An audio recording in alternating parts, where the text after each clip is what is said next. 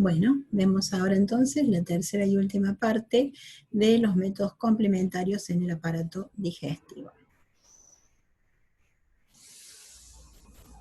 Vamos a hablar en esta tercera y última parte en particular de los complementarios que nos van a servir en los síndromes hepáticos y pancreáticos. Repetimos la importancia de la clínica, escuchar al paciente, examinarlo, hacer una correcta historia clínica y entonces poder decidir qué estudios vamos a solicitar. El hepatograma agrupa estudios de laboratorio que reflejan diferentes funciones hepáticas y desde sus valores podemos deducir si el hígado está normal o alterado, incluso hasta medir grados de severidad. Dado que el hepatograma en su conjunto son parámetros de laboratorios agrupados que se alteran cuando el hígado falla, no es un término preciso, porque de pronto puede haber lesiones hepáticas que no se traduzcan en una alteración del hepatograma. O a veces un hígado normal que algunos de los parámetros que se toman en cuenta para el hepatograma estén alterados. Entonces corresponden a otra patología. Ante un hepatograma nos tenemos que preguntar precisamente eso, si está alterado y si la causa es hepática o es extrahepática. Repasar todo el contexto clínico, pensar en la epidemiología de la enfermedad que estoy sospechando y de qué tipo de alteración hepática se trata. Si es una necrosis, si es una colestasis, si es una patología que infiltra el hígado, como las metástasis, por ejemplo, o si es una disfunción de los hepatocitos. También tenemos que evaluar en el tiempo, si el hepatograma viene siendo alterado de hace mucho tiempo y está en aumento los valores, o si viene disminuyendo, si está empeorando, si está mejorando, si cursa con altibajos, o si es agudo, todo. También tratar de ver cuál es la etiología. De acuerdo a qué parámetros están alterados, más o menos podemos evaluar eso. Y de último, orientarnos hacia qué estudio de imágenes, biopsia o puntualmente algún laboratorio podemos solicitar para llegar al diagnóstico. Por ejemplo, aquí hay un cuadro donde describe causas extrahepáticas que pueden alterar esos parámetros que se tienen en cuenta en un hepatograma, como por ejemplo la albúmina. La albúmina que integra el estudio conocido como hepatograma puede estar disminuida en las enteropatías, con los síndromes de mala absorción, con un síndrome nefrótico donde se pierde importante cantidad de albúmina por día. El hígado produce 14 gramos de albúmina al día e incluso tiene la capacidad de poder aumentar esta cantidad, pero si está insuficiente produce menos o no produce, de acuerdo a la severidad del daño.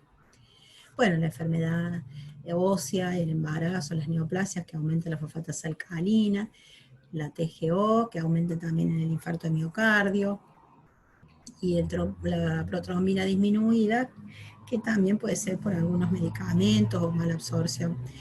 Entonces, si nosotros tomamos estos parámetros todos juntos, pueden integrar un hepatograma, pero si lo tomamos por separado, tendremos que ver a qué corresponde, si es parte de una lesión hepática o son causas extrahepáticas las que la están alterando. En base a esto, entonces, a juntar estos parámetros de laboratorio para formar lo que se llama un hepatograma, se respetan, digamos, hay algunos métodos bioquímicos que representan un tipo de lesión y otros otras. Es así que podemos decir que hay 4 patrones de enfermedad hepática. Un patrón de necrosis, un patrón de colestasis, un patrón de infiltración hepática, ya sea difuso o por masa ocupante, y un patrón de disfunción, de síntesis de sustancias por parte del hígado. El patrón de necrosis consiste en el aumento de las transaminasas. El hígado tiene muchísimas enzimas debido a los procesos de síntesis y de metabolismo que efectúan. muchísimas enzimas. Hay dos enzimas que son muy importantes, o que son las que se consideran para definir el patrón de necrosis, que son la GOT y la GPT, básicamente. La GOT o TGO, que quiere decir transaminasa glutámico oxaloacética, también conocida como AST, que quiere decir aspartato aminotransferasa, y la GPT, que quiere decir transaminasa glutámico pirúvica, o TGP, o también llamada ALT, que quiere decir alanino aminotransferasa. Estas dos enzimas tienen valores normales bastante semejantes, por ejemplo la GOT hasta 37 unidades internacionales por litro en el hombre y 31 en la mujer. Y la GPT hasta 40 unidades internacionales por litro en el hombre y hasta 31 en la mujer. Entonces, cuando están altas las dos, nos hablan de que hay una necrosis, ya sea parcial, total, en fin, va a depender la elevación enzimática. Pero es importante recordar que la GOT se encuentra dentro del hígado y también dentro de la mitocondria, o sea, está en el citosol y dentro de la mitocondria. En tanto que la GPT está dentro del citosol, dentro del citoplasma del hepatocito. Y la GOT está en el citoplasma y en la mitocondria. O sea, cuando aumentan las dos, pero aumenta mucho más la GOT, nos está hablando de que una necrosis importante, porque se ha metido ya a romper las organelas del hepatocito. Hay una relación entre la GOT y la GPT, que si esa relación nos da 2 o más, es muy probable que se trate, o ese tipo de relación está presente en la hepatitis alcohólica. Cuando es igual a 1, suele corresponderse con una hepatitis crónica, y cuando está entre 1 y 2, generalmente es una hepatitis crónica en fase cirrótica. Son índices que colaboran, pero tampoco hay que tomarlos como algo 100% real. Colaboran en el diagnóstico, orientan en el diagnóstico. Bueno, las causas de que un paciente tenga necrosis pueden ser hepatitis virales, tóxico-medicamentosas, un hígado graso no alcohólico, la hepatitis alcohólica y la isquemia hepática. Aquí a la derecha hay un cuadro que, de acuerdo a cuánto las transaminasas aumenten, por ejemplo, si aumentan más de 10 veces, entre 5 y 10 veces o menos de 5 veces, a qué patologías nos lleva a pensar. Pero si ustedes lo leen, más o menos podemos ver que las causas se repiten, que más que nada es como un criterio de severidad. Por ejemplo, ¿no? La hepatitis viral aguda puede subir entre 5 y 10 veces, pero también más de 10 veces. Y también del periodo en el que estemos efectuando el laboratorio. Si está muy reciente, puede estar alta, y ya si está mejorando, pueden estar no tan altas. Y si hay otras patologías por ahí, por ejemplo, menos graves, como puede ser una esteatosis no alcohólica, una esteatosis hepática, que no va a subir tanto las enzimas, o una patología muy grave, pero que ya tiene tanta necrosis celular, ya crónico, reemplazado por fibrosis, que no hay producción enzimática tan importante. Entonces, más o menos, también, si bien estas son las enfermedades que nos pueden subir en este nivel, las transaminasas, también hay que considerar el estado evolutivo de las patologías. Aquí, por ejemplo, tenemos causas de aumento de transaminasas, por ejemplo, la hepatitis A, la hepatitis B, la hepatitis C, y qué estudio pedir para llegar a su diagnóstico serológico. Después, por ejemplo, para la hepatopatía alcohólica será necesaria la biopsia, para los medicamentos, suspender los medicamentos y ver si mejoran las enzimas hepáticas. Por ejemplo, la enfermedad de Wilson, donde hay un déficit de ceruloplasmina. Aquí vemos un hígado de necropsia en un paciente que tenía enfermedad de Wilson. Y acá la microscopía, con una tinción de rodamina, podemos ver el cobre en esos gránulos rojizos, que es lo que vemos en la macroscopía. Acá la microscopía. Bueno, por ejemplo, también la esteatosis no hepática, no alcohólica, una biopsia. En hepatitis isquémica, el aumento de la LDH. Bien. Después hay otro patrón, que es el patrón de la colestasis. El patrón de la colestasis, vamos a necesitar definir si se trata de una colestasis intrahepática o extrahepática. Intrahepática, acuérdense que cole quiere decir bilis y estasis lagos, serían lagos biliares. Vamos en este caso, digamos, los que nos van a guiar, las enzimas que nos van a guiar van a ser la fosfatasa alcalina, que va a estar alta, y la bilirrubina directa. El colesterol también puede aumentar, pero lo hace tardíamente y en patologías crónicas. También decir que algunos autores consideran solamente que fosfatasa alcalina y gamma glutamil están elevadas, ya consideran que se trata de una colestasis. Es correcto. La bilirrubina, si ustedes se acuerdan, un repasito, proviene del metabolismo de la hemoglobina. Entonces del hem se deriva la bilirrubina indirecta que circula en la sangre unida a la albúmina. Cuando llega al hígado, por una reacción enzimática, se transforma en hidrosoluble. Entonces ya puede circular libremente y es así que aparece en la bilis y también puede filtrar y aparecer en la orina. Entonces, cuando es una colestasis no está hablando de disfunción, entonces aumenta la directa, la conjugada. Bien. Aquí podemos ver causas más frecuentes de colestasis, en la anterior. Intrahepática, la cirrosis biliar primaria, la colangitis esclerosante, la hepatitis alcohólica, por ejemplo. Y en las extrahepáticas, la coledocolitiasis, la estenosis de la vía biliar, el cáncer de cabeza de páncreas. Cuando la cabeza del páncreas está infiltrada por un tumor que es duro y comprime la vía biliar, eso me va a producir un síndrome coledociano. No deja pasar la bilis hacia el intestino y aumenta la bilis circulando en sangre, produce ictericia y como puede filtrar el riñón, porque si se conjugó, aparece la coluria.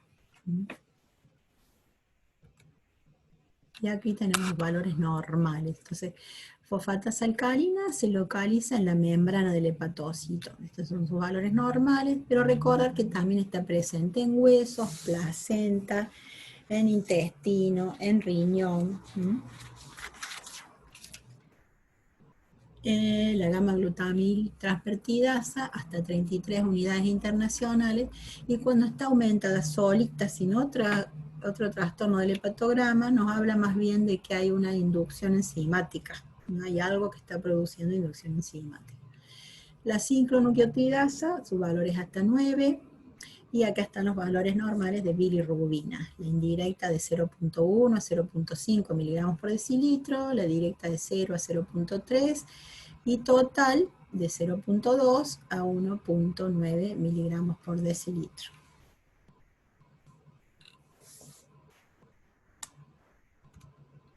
Bien, el tipo infiltrativo. El tipo infiltrativo, el patrón infiltrativo, se caracteriza por un aumento de la FAL, de la fosfatasa alcalina, de la gamma glutamil transpertidasa, de la 5-nucleotidasa en paralelo. Y el resto del hepatograma va a estar normal o levemente alterado. Estos procesos producen fenómenos colestásicos y de sufrimiento hepatocelular. Por eso que son parecidas las enzimas a las del patrón colestásico. Si aparece ictericia, indica que hay colestasis. Y si aumenta la LDH, o está más alta del valor normal, más de un 30%, nos habla de que hay una posibilidad de malignidad en un 30% de los casos. Dan metástasis hepáticas el cáncer de mama, el cáncer de colon y los primarios del hígado. O sea, vamos a ver tumores, generalmente varias, cuando son secundarios, implantes secundarios o metástasis, y podemos ver uno cuando es hepatocarcinoma. También enfermedades granulomatosas como la sarcoidosis o la tuberculosis o algunas micosis pueden tener improntas de implantes hepáticos. Y eso podemos usar la ecografía, la tomografía para visualizarlos, y a veces necesitaremos de una biopsia para saber a qué obedece esa tumoración. Aquí le han puesto los valores normales, la fosfatasa alcalina de 98 a 279 unidades por litro, la gamma-glutamila hasta 33 y la sincronucleotidasa hasta 9. Esto según Argente y Álvarez. Y en otros registros vemos valores muy diferentes. Por eso es importante cuando tomamos un parámetro de laboratorio, ver los parámetros de valores normales que nos indican desde el laboratorio. Porque por lo general son unidades estándares, porque son métodos que están validados a nivel internacional, pero a veces los reactivos cambian y cambian los valores, parámetros entre lo mínimo y lo máximo. Tenemos que revisar siempre eso. El valor resultado obtenido y lo que da el laboratorio como rango. Aquí a la derecha y abajo vemos una imagen de tomografía. Recuerden que esto es lo ventral y esto es lo dorsal, donde aquí vemos el corte de la vértebra, y aquí vemos todo este hígado que está muy aumentado de tamaño, lleno de implantes, múltiples lesiones hepáticas que son sólidas, de menor densidad que el parénquima, y obedece sí a implantes secundarios. Bueno, el patrón de disfunción, o sea, cuando el hígado cesa o disminuye en sus funciones de producir, puede tratarse del estadio final de muchas patologías, como por ejemplo las hepatitis crónicas u otras hepatopatías crónicas, una neoplasia avanzada, virus y toxinas fulminantes. A veces hay necrosis hepáticas agudas por algún fármaco, por ejemplo, o un tóxico. Y se caracterizan por disminución de la pseudocolinesterasa, que es producida en el hígado, por la albúmina, que es producida en el hígado, como dijimos hace un momento, y por los factores de coagulación, que también son producidos en el hígado. Y quienes aumentan el amonio, porque el hígado no lo puede transformar en urea, y la gamma globulina. Entonces, miren, en este cuadro están los valores normales de pseudocolinesterasas para el hombre y para la mujer. Esta enzima tiene una vida media de 10 días, y es mucho más sensible y precoz que la albúmina. Esa es la utilidad que tiene. La albúmina, el valor normal es 3,5 gramos, la vida media es de 3 semanas, y cuando tiene valores menores a 2 gramos es signo de mal pronóstico. Recuerden entonces que les dije que el hígado produce 14 gramos de albúmina por día, que puede aumentarla más si hace falta, pero si está perdiendo mucho, si está, por ejemplo, en el síndrome nefrótico, o si no está absorbiendo por un síndrome de mala absorción, también puede bajar. Pero en ese contexto, el resto de los parámetros del hepatograma no van a estar alterados. Bueno, los factores de la coagulación que produce el hígado son el 2, el 5, el 7, el 9, el 11 y el 12. Todos estos de vida media muy corta, general, y por lo tanto son de utilidad en los casos agudos, ¿no? Y bueno, y también para saber cuando uno tiene que hacer un procedimiento que el paciente puede sangrar. El colesterol, el valor normal es 125 a 200 miligramos por decilitro, y va unido a las lipoproteínas. Disminuye en los estadios terminales y en las hepatopatías graves. Y el amonio, recuerden entonces que proviene del metabolismo de las proteínas, que son degradadas a aminoácidos, y ellos llegan al hígado como aminoácidos, y en el hígado todos los productos nitrogenados son convertidos a urea, y así pueden circular. La urea atraviesa todas las barreras y membranas y puede filtrarse en el riñón y aparecer en la orina. Bueno, el hígado no está pudiendo transformar el amonio en urea y el amonio aumenta en la sangre circulante.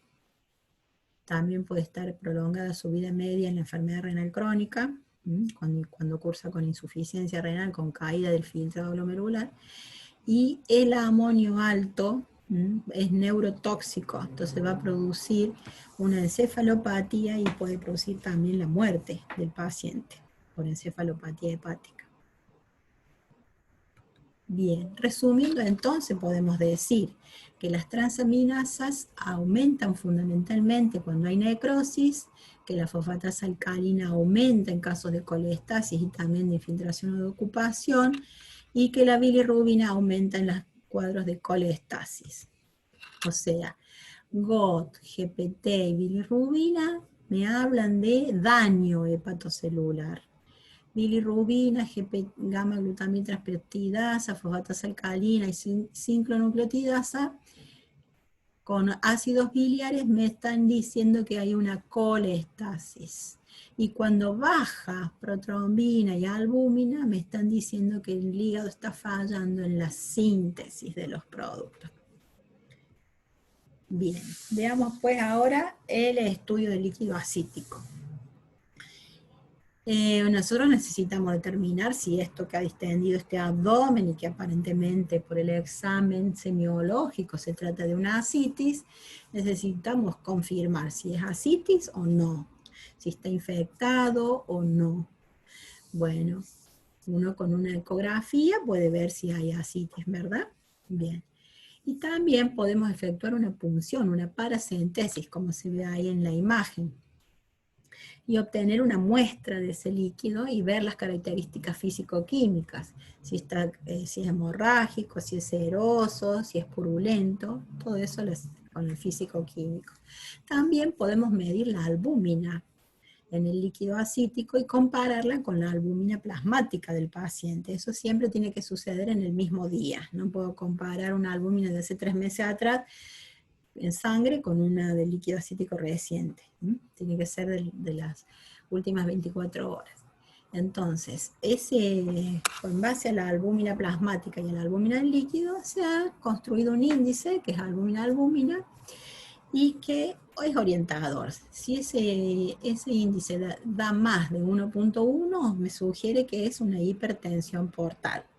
Si ese índice es menor a 1.1, me habla de inflamación o carcinoma, sobre todo si la LDH es mayor de lo normal. Otra cosa que puedo medir en el líquido acítico es analizarlo y contar los polimorfonucleares. Si tiene más de 250 polimorfonucleares, glóbulos blancos, ¿no?, por milímetro cúbico, puedo pensar que hay una peritonitis espontánea. Y si tiene mucho más de 250, pensar más bien en otro tipo de peritonitis. El cultivo es una excelente alternativa diagnóstica para evaluar de qué se trata, de qué germen se trata.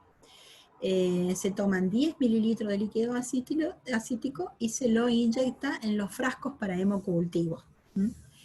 Las cirrosis generalmente dan peritonitis monomicrobiana por gérmenes como la Escherichia coli, la Klebsiella o el Streptococcus pneumoniae. Y las otras peritonitis por lo general dan peritonitis polimicrobianas, donde los gérmenes más frecuentes suelen ser el enterococo y los hongos. Además, tienen más proteína, y la LDH puede estar en un valor normal y la glucosa está al 50% del valor de la plasmática, alrededor de los 50 miligramos por decilitro. Si la relación albúmina plasmática con albúmina de líquido acítico es menor a 1,1, buscaré efectuar la citología de las células del líquido, se centrifuga y se analizan las células, para ver que hay células neoplásicas o no, sospechando que es una carcinomatosis, por eso hay ascitis. También podemos hacer cultivo para Mycobacterium tuberculosis y también podemos hacer biopsia. También podemos medir la amilasa en el líquido para ver si te trata de una pancreatitis. Bueno, y si hay un aumento de triglicéridos en el líquido, pensar en una peritonitis quilosa. O sea, miren todos los datos que nos puede aportar 10 mililitros de líquido de una punción ascítica, de una paracentesis diagnóstica.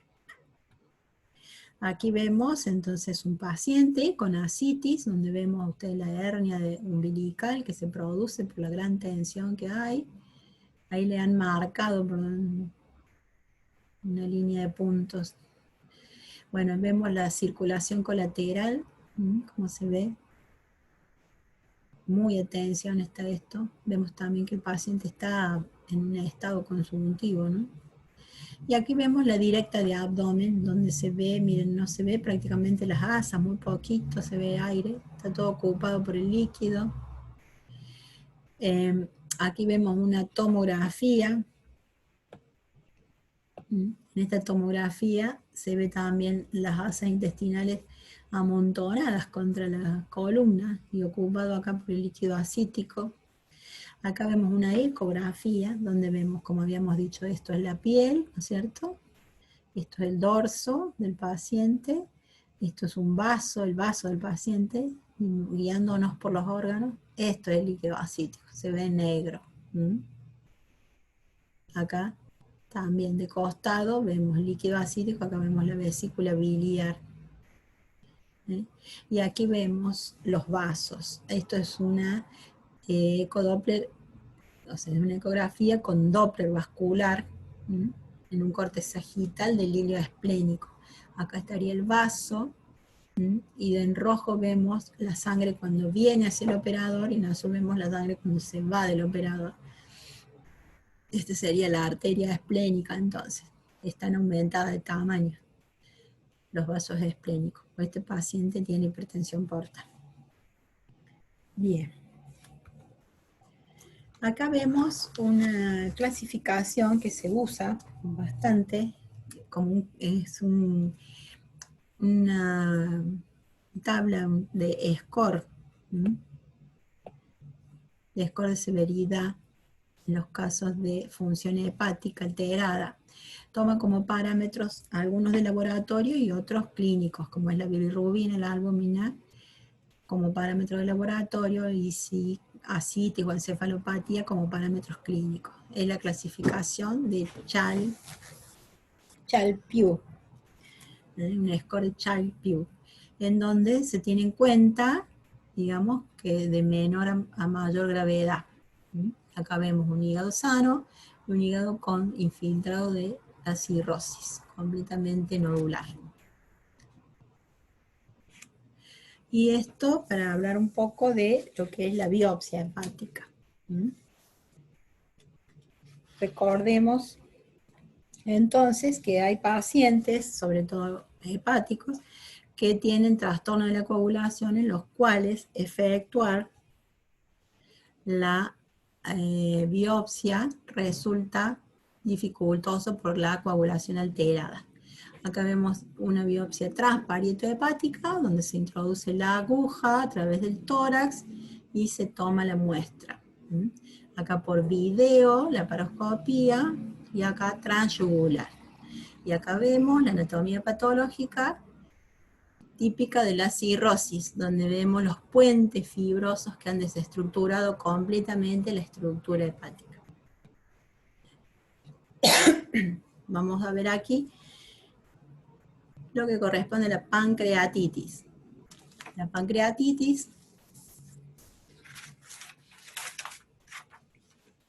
las enzimas que nos van a orientar en el diagnóstico son la lipasa y la amilasa. Aquí vemos pues sus valores normales. La amilasa puede aumentar ya a la primera hora, pero en general vamos a ver que aumenta entre las 3 y las 5 horas, y lipasa entre las 4 y las 8 horas. Lipasa dura más tiempo al elevar en sangre. Las dos son enzimas que tienen alta sensibilidad y especificidad. ¿Qué quiere decir que sea muy sensible? Que si está alterada, el paciente está realmente enfermo. Y la especificidad, que si da negativo, es que el paciente es realmente sano. ¿Mm? Bien.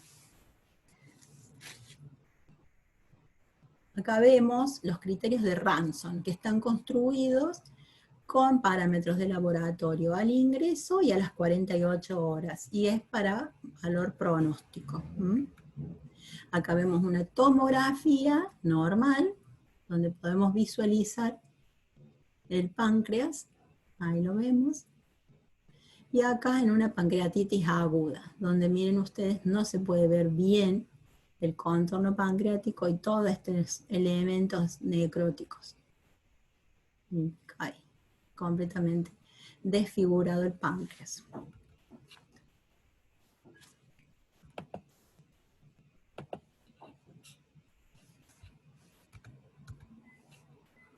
Cómo se ve toda la cola del páncreas.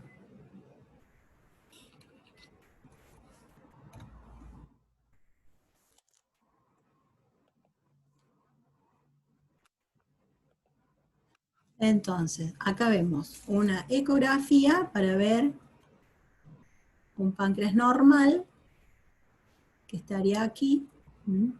Esta sería la arteria y la vena. Aquí vemos el hígado, aquí estaría la piel y aquí el dorso del paciente.